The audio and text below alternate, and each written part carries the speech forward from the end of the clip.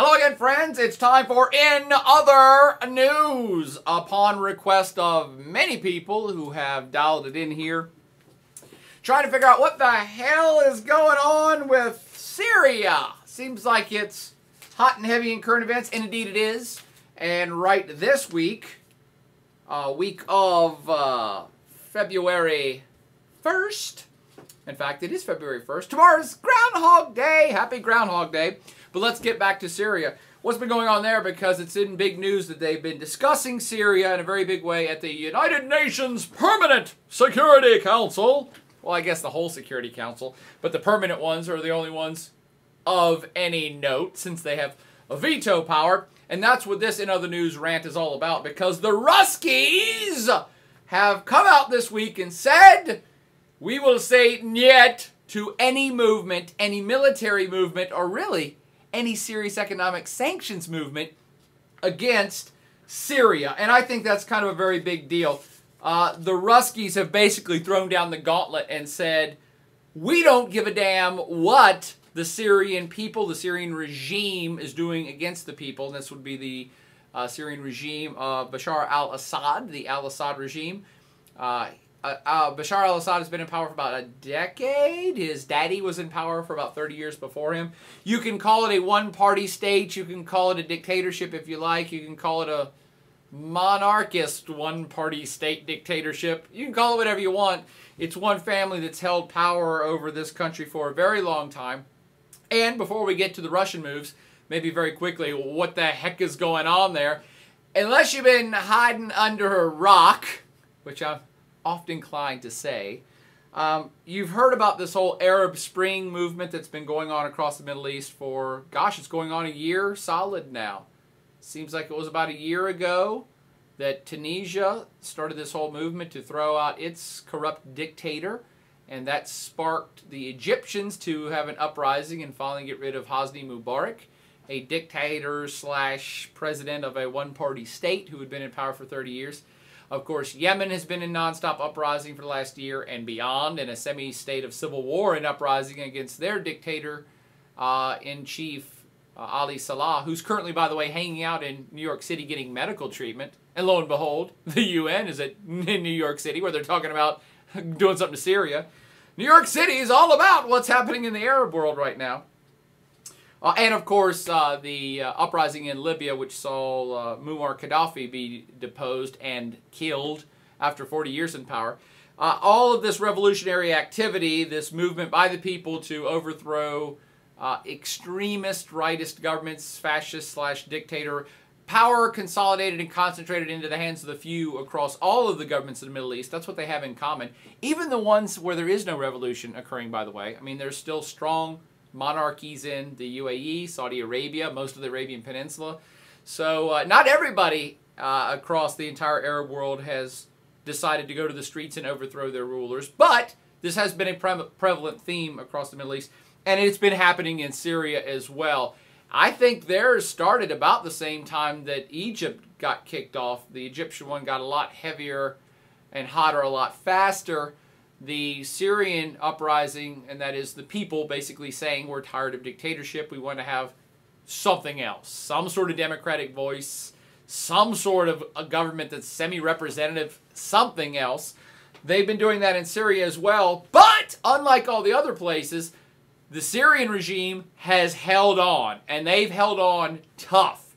And before I get to what Russia's inclinations and motivations, why they're protecting Syria, maybe I should take a second to explain to folks, just in the Boyer fashion, what's different about Syria. How come they haven't succeeded in overthrowing the al-Assad regime in Syria yet? And there's no easy, quick answer, of course, but I'll try.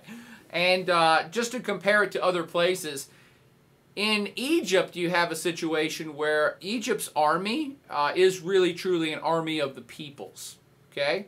And that means that everybody in Egypt, I believe, all males have to serve in the army for at least a couple years.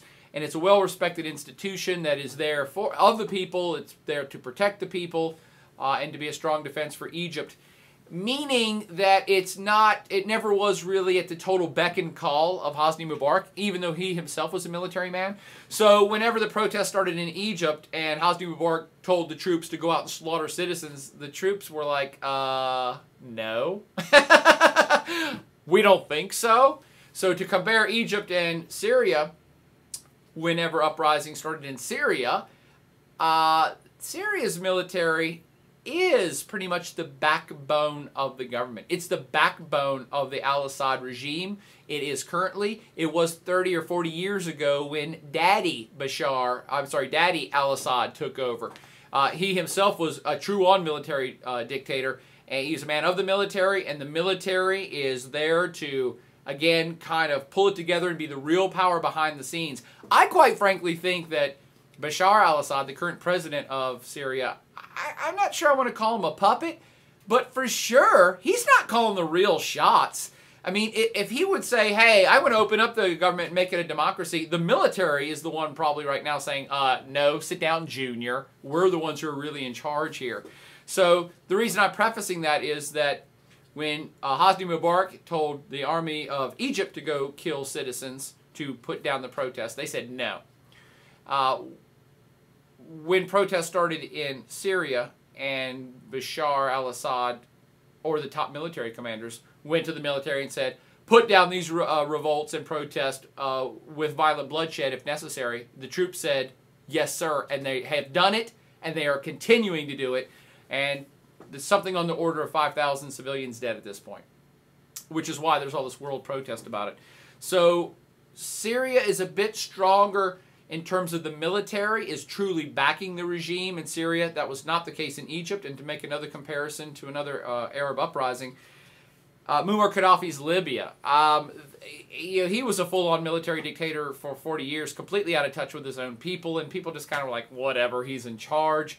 And he was a military man, and the military supported him, but there was enough opposition within the country against his rule and against the military that when they took up arms and were funded by outsiders, that enough people kind of said, yeah, maybe Libya should change, and yeah, we're kind of tired of this guy, and yeah, he is kind of cuckoo, and he does have too much power, so we will take up arms against him. That has also not necessarily happened in Syria either, and I don't mean no disrespect to the Syrian protesters who have lost their lives and who are going out in the streets, but the other difference between Syria and the rest of the Arab nations which have had revolts is that the al-Assad regime probably enjoys decent support from at least 50% of the people. I don't have hard figures, nobody does, but certainly around Damascus, the capital city, most people are of his political party or related to the regime somehow, and they support him. Gaddafi had his supporters too, but nowhere near the order of 50 or 60% of the population. And that's my instinct for what's happening in Syria, that probably a full half or more of the people still support his regime. So this is more of a situation of, yeah, people are protesting for change, but there's enough people who are saying, we don't want chaos like what's happening in other parts of the Middle East. So that's where you have this disconnect that Syria is simply just not like the other players and the other leaders and dictators who have fallen across the Middle East. I've said from the get-go for a year, if you've been in my classes, that this guy's not going to go easily because the military is large and in charge in Syria, and they have no problem repressing people violently if necessary. They have proven that over the course of the last year. Now that brings us to current events. Okay, so why is this in current events right now? Boyer, if you're suggesting that this guy might remain in power indefinitely. Well, he might remain in power for at least a little bit longer because the big news of this week is that the Ruskies have said, forget about it, Team West. You're not going to pull a Libya here in Syria. What do I mean by that? Well, whenever Muammar Gaddafi in Libya, whenever protests started there, he went on national television and said, I'm going to repress this violently. I'll kill everybody who tries to knock me out of power. And when he did that, the world responded by going to the UN Security Council. The permanent five of the Security Council got together and they said, and the US, the UK, and France said, hey, this guy's going to slaughter a bunch of his people. We should probably stop that. We should probably intervene with sanctions or physically intervene to protect citizens. When that happened, enough votes were cast at the Security Council that said, yes, let's do this, and no vetoes were passed. No vetoes blocked it, which at the time, for those of you that know me, I was stunned. In fact, I think the Plaid Avenger did a podcast on that. Stunned! Because for sure, I thought, as did the Avenger, that Russia or China at that time would step in and say, no, veto, we're not going to let military intervention happen on a sovereign state. Remember, China and Russia are really all about the sovereignty. They really dig the principle of sovereignty. They don't like to mess in other states, in other sovereign states, just because they're going to kill their own citizens or anything else they're going to do to their own citizens. China in particular is passionate about protecting sovereignty. They're not going to mess with any other states, no matter what those states do to their own people, because they expect reciprocity. That is, that they expect no one's going to mess with them in China if they decide to mess with their own citizens. All like, I don't know, say put down Tibetan protest or Uyghur protest or crack down and invade Taiwan someday. China expects that nobody's going to mess with them, and they in turn say, nope, we don't care what a leader or a government's doing to their own people. That's their own business in their own state. So whenever the Libya situation went down, I fully expected Russia or China to veto that and say, no. We're not having a UN resolution that's going to allow an invasion of Libya. I was stunned. Go back and look at the tape. You can probably see my stunned face on a video or two. So what's that got to do with the current era? Okay, when I was stunned by Russia and China's failure to stop the Libya thing, it went forward. NATO basically invaded Libya, supported the rebels, helped overthrow the Gaddafi regime, and of course good old Muammar ended up dead and is currently in some sub-level of hell, probably mopping the floors. And this week Russia has basically come out and said, Nyet. That, what happened in Libya, will not happen again. That was a mistake. We should have never allowed that nonsense to go through the Permanent Security Council, the Security Council as a whole. And boy, we're regretting it, and we're not going to let that happen again. We're promising you, U.S., U.K., France, Team West, whoever the hell is going to propose that you're going to do something to stop al-Assad regime from bashing their own people in Syria, we're here to tell you, don't bother sending it up the UN process, because we will veto. Nyet! Why? The most interesting one I'll say for last, but why is it in Russia's interest, its own self-interest, to prop up the al-Assad regime in the face of perhaps global concern about watching civilians get slaughtered by the Syrian military? Well, there's a bunch of things, a bunch of very practical things. The first one is brought up a lot, so I'll bring it up first as well, and that is that Russia, they're kind of buddies of Syria, okay? Syria's kind of been a client state of Russia for a long time, and a client state specifically in that they do trade. They have trade of other stuff. I don't care about the other stuff. They're big partners of trade, but the main thing is weapons. Syria gets most, if not all of its weapons from Russia. Russia is a huge arms exporter to all places on planet Earth, but Syria has specifically been a fairly big market. In other words, making it real for you, Russia is the one supplying the guns and bullets and aircraft that are helping suppress the Syrian uprising. And that sounds pretty nasty, and a lot of folks are basically calling a spade and saying that out loud. Hey, Russia, by the way, you're selling the bullets that are killing civilians, jerks. And Russia, again, part of the reason they're going to protect the Assad regime is, hey, the money's money. I've seen figures that suggest anywhere from 8 to 12% of Russia's total arms exports go just to Syria. That's a serious chunk of change. Russia's going to protect their economic interest. They don't want to lose that money. They're going to keep supplying arms to this place. In fact, arms have been flowing into Syria from Russia during this whole uprising suppression. So it's nasty business, but business is business. So first off, Syria's a client state of Russia. It's a money thing. By the way, when Syria was trying to have a nuclear sector and was possibly trying to build a nuclear reactor, it was Russian expertise and probably Russian companies that were going to build it for them. I mean, the Russians and the Syrians have been tight. Which brings me to a second strategic concern for the Russians here. Syria is basically their last friend in the Middle East. State by state, mostly has been siding up with the United States ever since the Cold War. During the Cold War, when it was us against them, the Soviets versus the U.S., most Arab states, most of the Middle East, but most Arab states sided up with the United States, kind of one by one.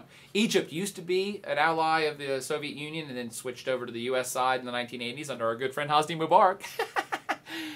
Saudi Arabia has always been a friend of the United States. Virtually all the Gulf states have always been friends of the United States. And it kind of boils down to Syria is the last toehold that Russia has in terms of allies, strategic allies, and partners across this entire region, which flanks their south, or flanks their southwest. So this is, again, kind of the last friend Russia has in this entire region, the last place they have any influence, and they don't want to lose that either. A third strategic consideration of the Russians is that, which goes along with points 1 and 2, is that the only real kind of significant Russian naval base in the Mediterranean, guess where it's at? Did you guess Syria? Good call on the Syrian coast.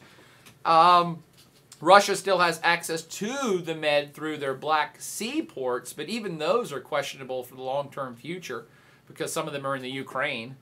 And so Russia does not want to lose, again, a client state, a friend, a place that buys arms from them, a place that houses one of the Russian naval bases. But it also, so that's their self-interest, and you know what? Countries look out after their self-interest first. I'm not going to fault the Ruskies for that. But this brings me to kind of one of the final things that pulls in Russian and Chinese opposition to this. And I think it's worthy of thought, which is why I'm going to do this little in other news for you. I'm always trying to get you to think about stuff, not just toe the line. I do side with the Syrian protesters. Of course, I'm going to side for pro-democracy. Can't help it. It's right there, baby, in the heart. Gotta side with the peoples. But I think this is worthy of thought. And what the Russians have been saying outright, and the Chinese support this well, although quietly right now, is that the Ruskies are saying, dudes, we're not going to allow another Libya to happen because look how good that turned out. Look, Team West, you guys keep supporting the overthrow of all these bad guys and dictators and monarchs and one-party states, and goody-goody two-shoe for you. But can you find one yet where it's worked out? And they can point to, as examples, Afghanistan, which is in terrible shape, okay? Iraq, which is closing in on civil war. Egypt, which 1 year later is still in terrible shape. And by the way, did you see the riots at a soccer stadium earlier today in Egypt, resulting in the deaths of 90 people? This is a place that is far from stable.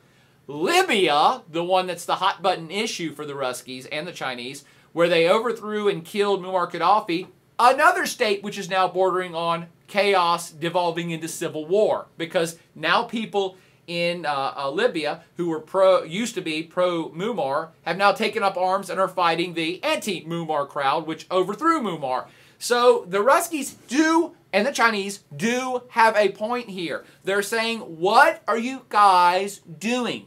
Look, UN Permanent Security Council, you guys, we're not going to allow you guys to have clearance to go overthrow yet another government when you still have 4 on the back burner countries that you overthrew governments that are in this shit heap not doing well. What are you thinking about? You guys are sowing the seeds of chaos across the entire Middle East.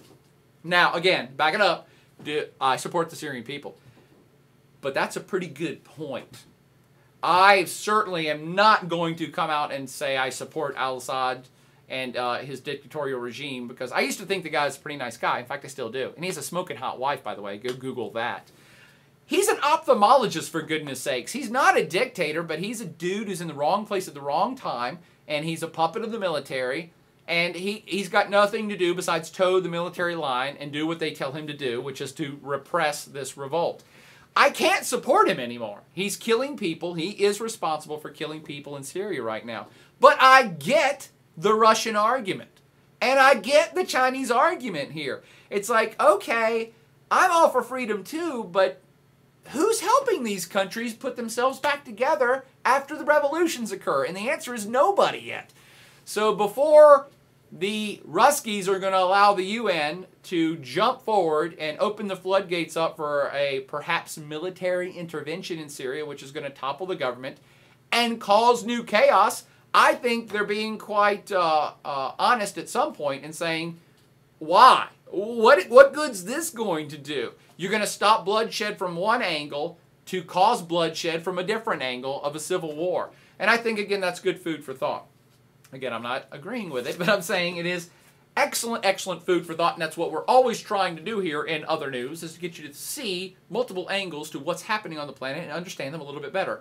And now the question is, do you? I hope so. Party on and comment it up if you agree or disagree with anything stated here. If you have any further questions about what's happening with the situation in Syria and the promised Russian veto of any measures to stop the al-Assad regime. Party on.